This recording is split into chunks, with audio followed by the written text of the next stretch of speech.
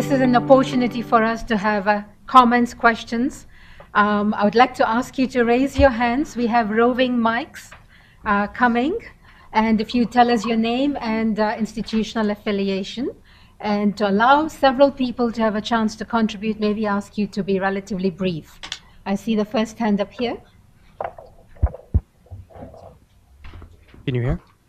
Yes. My name is Jess Wilhelm, formerly with IFPRI, but also with the Peace Corps. And I want to ask a question about transformation. What I noticed working with small farmers in Lesotho is that you can have good institutions, government, markets, but if the farmers don't want to change, you'll have a very hard time achieving transformation. What are your thoughts on the issue of getting farmers to recognize the opportunities of commercial agriculture at small scales? Thank you very much. We also have an online audience, so if they have questions, they know what to do. Simone, let us know if you receive any. Why are you shy? Yes? Sorry, did I miss hand somewhere? Yes, please go ahead. I just had a quick question. Tell us your name. Oh, sorry, Aulo Jelly, PhD.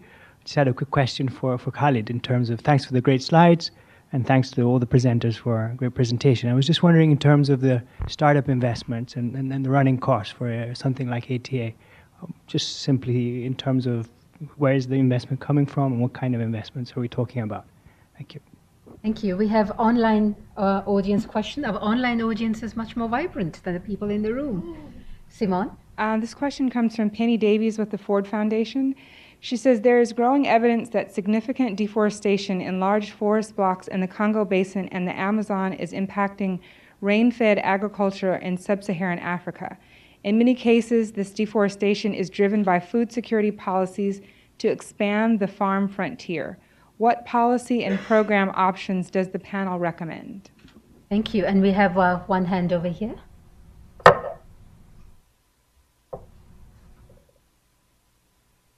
Hello, Gene Brantley with RTI International. Question for Dr. Babri.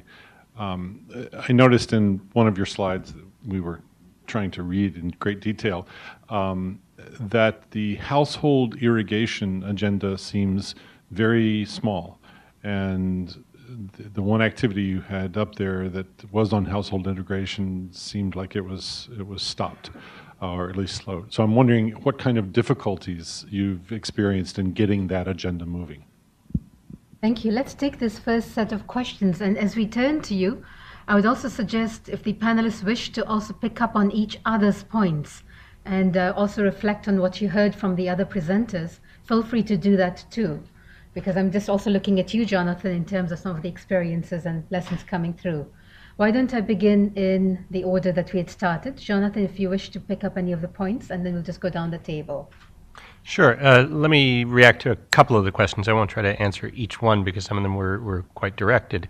So first of all, on the transformation of agriculture and whether the farmers themselves need to, what their role is, I'm reminded, first of all, of the question about how many psychiatrists it takes to change a light bulb. And the answer is only one, but the light bulb needs to want to change. And that really does bring us to what does happen in agricultural transformation, because ultimately, when you're talking about agricultural transformation at the field level, I mean, at the level of an actual farming field, the farmer has to be interested in adopting new practices. And there is a reputation that farmers have of being conservative and resistant to adopting new practices, but that's a wisdom based on the fear that if they change the way they're doing things, they won't get as good of a harvest as last year, because last year's system worked, the system that they learned from their grandfather or grandmother worked, and they should keep doing it. But the interesting thing that we've observed in the field is that farmers are observant, and so that conservatism that I described is based on their observation of what happened last year and the year before. But if they see a farmer down the road adopting a new practice and succeeding, increasing profits, increasing productivity, they will rush to adopt those new techniques. And so your question is right that the transformation has to start at the individual farmer level. But the story that we've seen played out time and again through many of the Feed the Future programs is that farmers are prepared to change. On the question related to from the virtual audience on deforestation, Feed the Future has adopted a number of interventions in the many countries in which we work. Feed the Future focuses on 19 countries around the world. 12 of them are in Africa, so we are very much focused on helping work with African leaders and officials and societies to transform agriculture in Africa. And in many of those settings, there are forested areas where that are either at risk or involved in the agricultural system. And a number of our interventions include agroforestry, which involves teaching farming communities how to grow valuable products that can be marketed in the forest, so that you don't destroy the forest, you rather use the forest as a production site. These can be things like tree-based products like nuts and shea nuts to make shea butter and things of this nature. And it can also be plants that grow under the forest canopy and are still productive as agricultural products. And we also encourage other techniques that are aimed at mitigating negative environmental impacts from the expansion of agriculture.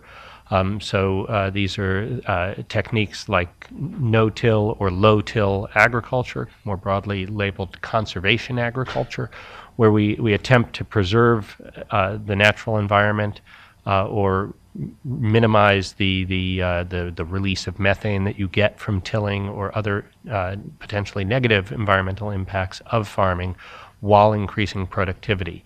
And our success rate has been quite high in these efforts. So let me leave time for the others. Maybe I can just speak to the two questions that were specifically addressed to me. The first on startup investment, where's it coming from and how are we doing it? The initial investment capital for ATA came from the Gates Foundation, where they gave us $12 million over 5 years. However, we had mapped out what we would need for 5 years, and we'd estimated we would need about $58 million over 5 years. And we'd also come up with an explicit strategy with the government to reduce our reliance on any one funder so that no one funder contributed more than 25% of our budget. And we wanted to achieve that by the end of our 5th year. We've already achieved that. We've already raised all $58 million that's necessary for our 5-year funding. It comes from a variety of donors. It comes from the Gates Foundation, Rockefeller Foundation, Nike Foundation, the US government, the Dutch government, CETA Canada,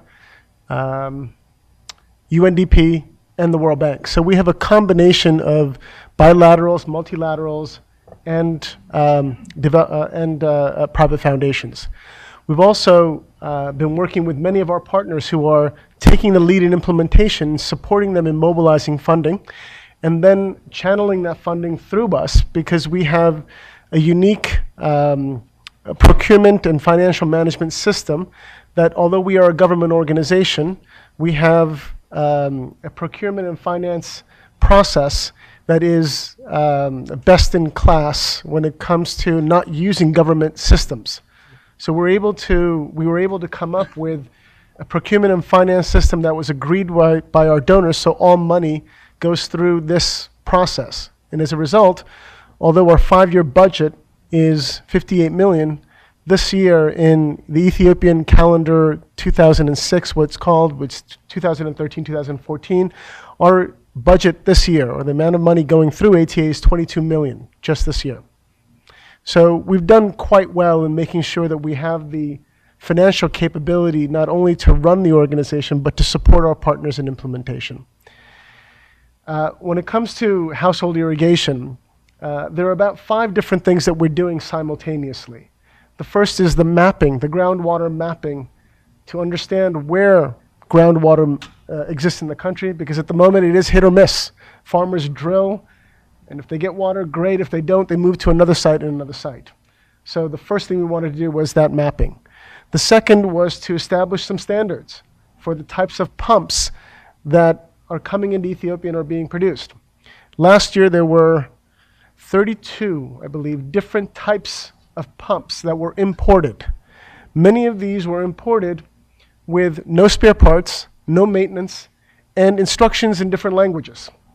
So once a farmer has access to them, if they break down, that's it. So just establishing some basic standards of what kinds of pumps should we bring into the country is the second thing that we worked on. A third was in creating a high-value crop tool, assessment tool, so that different communities can identify what is the appropriate crop for them to grow, based on agroecology, based on market availability, based on skill sets and availability of the right inputs. So that's a tool that we've developed.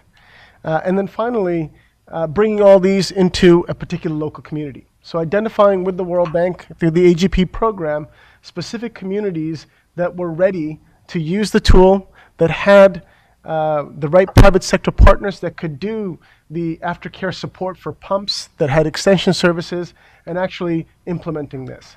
The one part that you did see red on is the groundwater mapping, because many of our partners could not agree on the right technology to use for groundwater mapping, and I'm not surprised that RTI is asking that, because that's the technology we've identified to use in Ethiopia. And the problem has been the fact that RTI's technology works extremely well when it comes to the lowland areas of Ethiopia. It's been tested in Somali region. I know that there were discoveries actually in Kenya recently where that technology was able to accurately identify groundwater sources.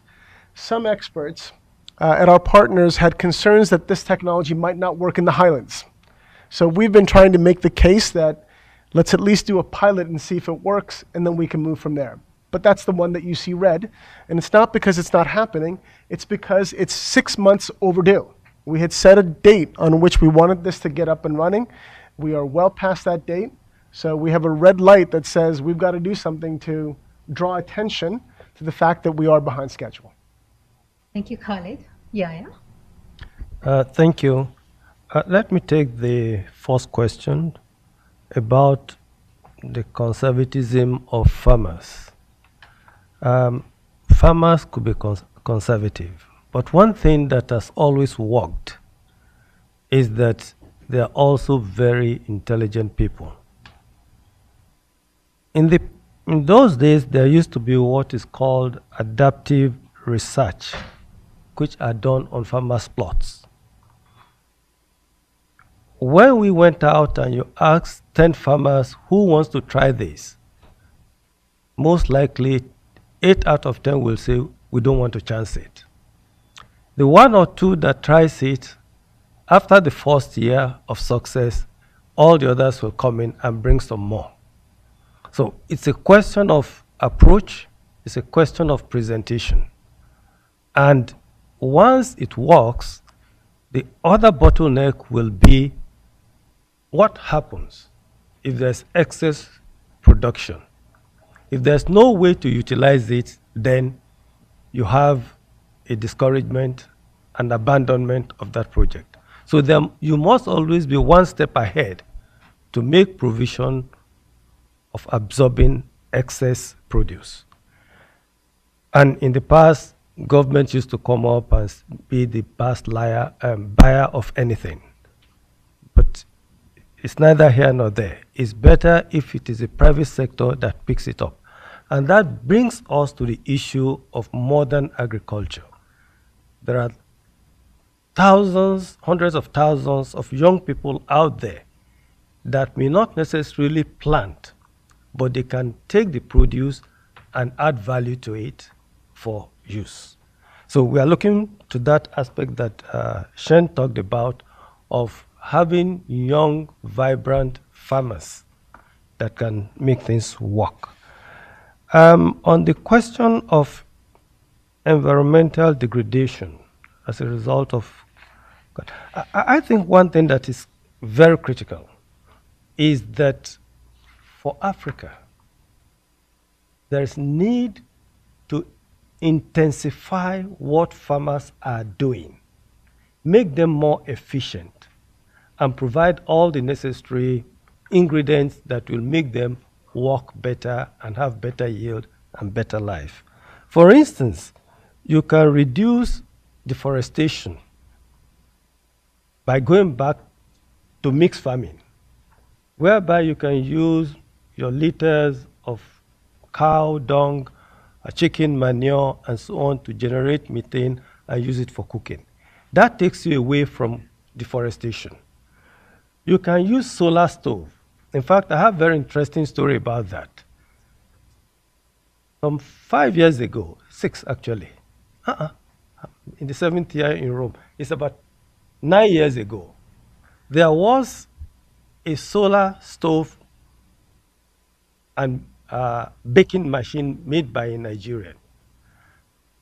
And the president of Nigeria then, Chief Obasanjo, was coming to visit this project. And those were put in the solar oven about 4 hours before he came. And so bread was ready when he came.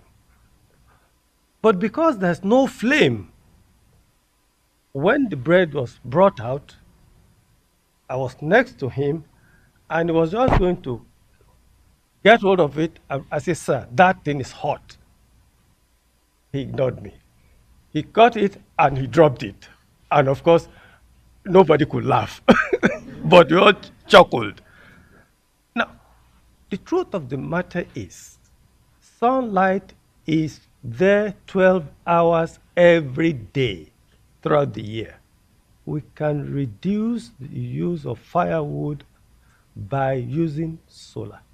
We can improve our cooking by using brick stoves. I was shocked in the last 4 days in New York when statistics showed that about 4 billion, it's billion, I think I'm right, is it 4 million? I think about 4 million children and mothers die because of fume of cooking stove. That's terrible. So there are many things we can do to make life easier and better. Our environment is what we have, and we still have to preserve it as best as we can. But yet, more people need food. Our tastes are getting more sophisticated, more meat, more greenhouse emission, and so on. So there must be a balance. But my take has always been, let's move away from just 30% of foodstuff in the world and only 5 or 6 that we concentrate on. Let the local food in different parts of the world be used to alleviate the pressure on our food system. Thank you.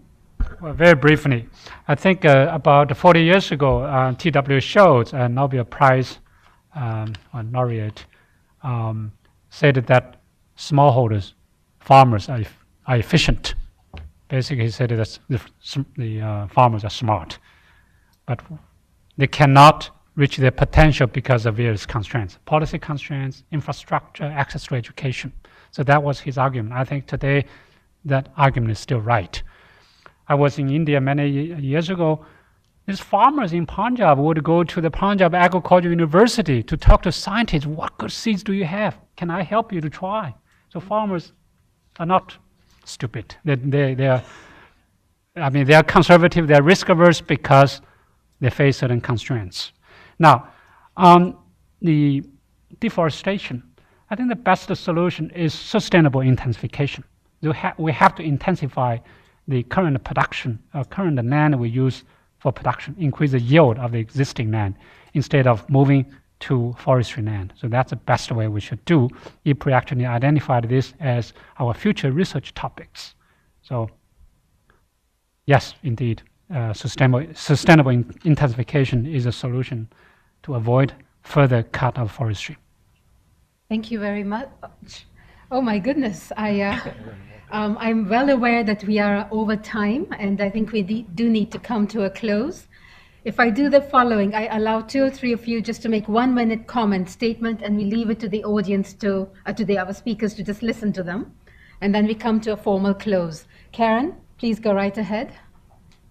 1-minute comment, no question. Mine was actually a question, so now I'm a little bit Ask reserved. the question, you'll get an answer afterwards. Okay, this is for Khalid. Well, thanks to all for very interesting presentations. I think among the many lessons of the Ethiopian ATA is the observation that when it's possible to operate outside of the constraints of the national civil service system in the pay scale and the financial management and procurement rules, it's possible to do very interesting things. Is that leading to some perhaps reconsideration of the constraints within the Ethiopian context and perhaps a little bit more flexibility in looking at some revisions of those systemic rules? Thank you for raising the question. There's a hand right next to you. And Khalid, I'm sure you can interact offline. Yeah. I'll make a comment. I'm Tell us Michael your name. Davidson. I'm an independent irrigation and agricultural consultant. Over the last 10 years, according to FAO and World Bank studies, the amount of undernourished was 850 million 10 years ago. It's about 850 million today. Over the last 10 years, the total agricultural increase in production in least developed countries is about 2%. We need to increase it about 70% in the next 30 years. In addition, child stunting in East Africa has not changed over the last 10 years. So we know that sustainable agricultural practices is a win-win. It increases agricultural production and mitigates environmental change. Over the last 10 years, reports are that 35% of all drip systems have been abandoned in Africa, and of the drip kits that have been dispersed over the last 20 years, 85% of them have been abandoned. So the question becomes implementation. You mentioned pumps. That's just one example. The entire systems are not being maintained, and that is a challenge that I would have liked to address, but that's my comment for right now. Thank you very much. Sudhir, you have the final word. Oh, thank you very much. I would like to go back to Shengen's structural conditions that he described earlier on before any transformation in sub-Saharan Africa can take place. I mean, he was talking about irrigation systems, he was talking about infrastructure, he was talking about agricultural research and extension.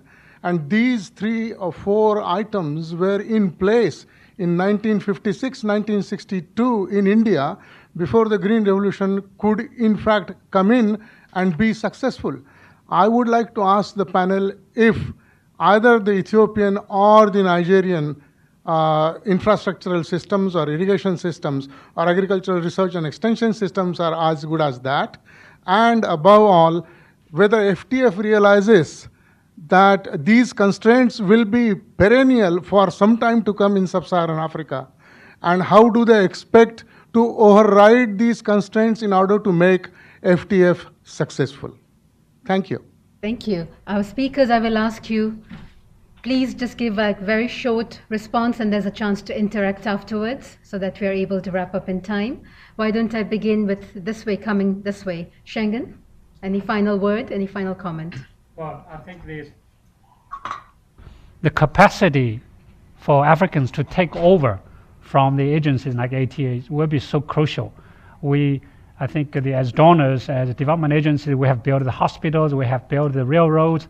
But once the donors are out, then the locals do not have capacity to maintain. I think this is a hard lesson we learned. We have to avoid that building. So once again, I emphasize capacity building, strengthening, development will be so critical.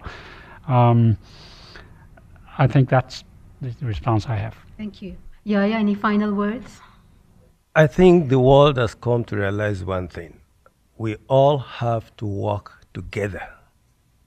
If you want to walk fast, walk alone. If you want to walk far, walk together. And that cuts across the board. Research, development, business, and so on. Research is critical. Capacity building is critical. But you can always have a policy that will make it work. The political will is essential. Thank you. Thank you. Khalid? I think the point that Schengen made and Karen's question and the other question on investments in infrastructure are all very tied together. And what we're finding at ATA, and the case that we made to government, is that in order for us to do our job properly, that we had to compensate our employees at a level commensurate with the skills and the experiences that they're bringing to the table. And the government civil service rates did not do that. And frankly, they are about 1/10 of the rates that people of equivalent experience receive from NGOs and the private sector in Ethiopia. So we've gotten an exemption so far for ATA to have different compensation levels and different types of procurement methodologies. But other government agencies and even the Ministry of Agriculture and Research is looking at that and saying, well, if it makes sense for ATA as a catalytic organization, and if we're supposed to take over, then we need to really rethink the compensation levels, and civil service reform is something that is under discussion. And we're proud that we have been part of the catalyst to make sure that that issue is at the top of the agenda. And the investments that are being made in infrastructure, when it comes to physical infrastructure, they're certainly happening in Ethiopia. The road development, electrification, many other types of investments like that are far, far along. Where a challenge exists is in the investments when it comes to human capacity within the public sector because of this civil service reform that needs to be made. Jonathan? Thanks. And just to pick up on themes that both Khalid and Yahya have mentioned, partnerships are essential. None of us can do this alone. We need to work together. This is something that's been at the heart of the internal work of the U.S. government in Feed the Future, where President Obama established this as a whole of government initiative. So USAID is the lead agency in that initiative, but the State Department and 8 other agencies are fundamentally involved in making that initiative a reality. It involves multiple other initiatives that need to be coordinated with Feed the Future, such as the Global Alliance on Clean Cook Stoves, which relates to the problem of indoor air quality and more efficient cooking technologies for the world's poor. It involves work with other partners internationally. So that Feed the Future has been working in strategic partnerships with countries like Brazil, India, and South Africa to strengthen our ability to deliver results in the field. And so to the question about India's experience, Feed the Future is working with the government of India to train officials and others from Kenya, Liberia, and Malawi, among other things, in agricultural extension management, as one example. And then more broadly, our work has to relate closely to initiatives coming from the regions in which we work. So I mentioned the New Alliance for Food Security and Nutrition in Africa, which both Nigeria and Ethiopia are members of. That initiative has drawn strength from the African-originated initiative called Grow Africa, which the African Union launched with support from the World Economic Forum to strengthen the role of the private sector. So these are all examples of the ways in which we have to work together from multiple stakeholders, civil society, private sector, governments, international organizations, international research institutes like IFPRI. We can't do it alone. We must work together. Thank you. Thank you. This was an extraordinary session for us to not just talk about research, but to actually hear about implementation on the ground and how you bring transformation about, not just talk about it. Before I ask you to join in thanking our speakers, I'd like to recognize my colleague Shahid. Shahid Rashid helped to organize and facilitate the session and was the brainchild. So please join me in thanking Shahid and thanking our 4 speakers.